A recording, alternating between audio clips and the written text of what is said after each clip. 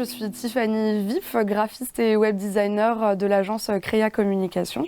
J'accompagne les entreprises, les artisans et les associations d'Alsace à déployer une communication responsable et raisonnée grâce à l'éco-conception. Je propose notamment la création d'identités visuelles, de sites web vitrines et de supports de communication imprimés et digitaux.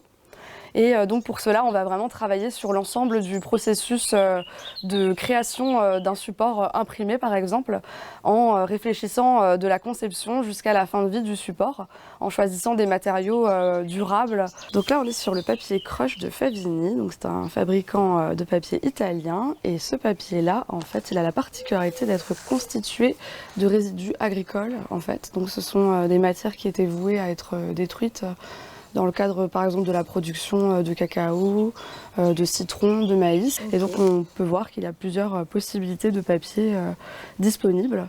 Mais on a aussi ici par exemple du raisin, du citron, okay. Voilà, du cacao et avec des grammages différents possibles. Ici maintenant on a de la cerise, de la lavande, ici de la noisette. On pourrait même imaginer de l'embossage où le logo il vient en fait être compressé sur le papier directement. C'est pas une impression avec de l'encre mais avec une presse et ça crée un relief sur le papier qui prend l'apparence du logo en fait. Ouais, du papier à base de bambou. Et on le connaît un peu moins, mais c'est un papier qui, par rapport à du papier issu du bois, est plus responsable puisque le bambou est produit en 3 ans, contrairement à un arbre qui va mettre parfois une dizaine d'années, vingtaine d'années. Un peu moins connu, encore moins connu, c'est celui à base d'algues, le Shirohiko, qui donne aussi pas mal de variétés possibles. Et là, on a toute une gamme de couleurs.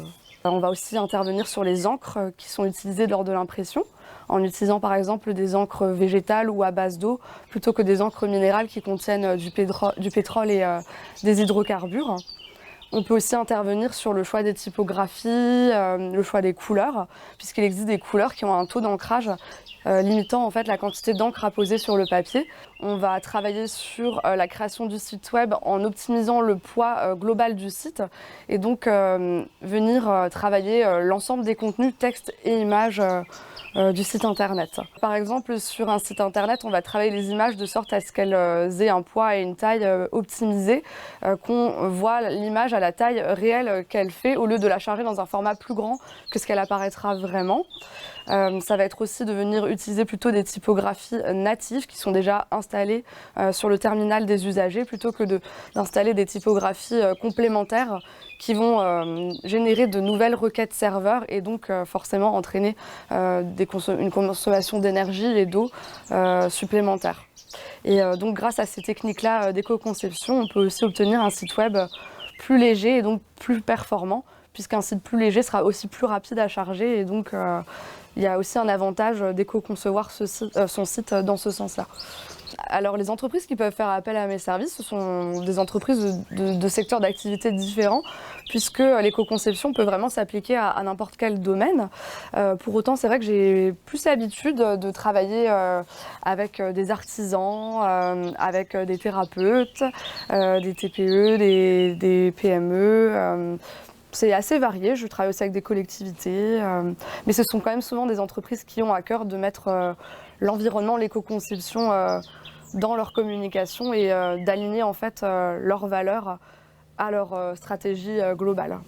Les particuliers, c'est un peu plus rare, mais ça pourrait être plutôt pour des événements type faire-part ou voilà, pour des mariages, des anniversaires.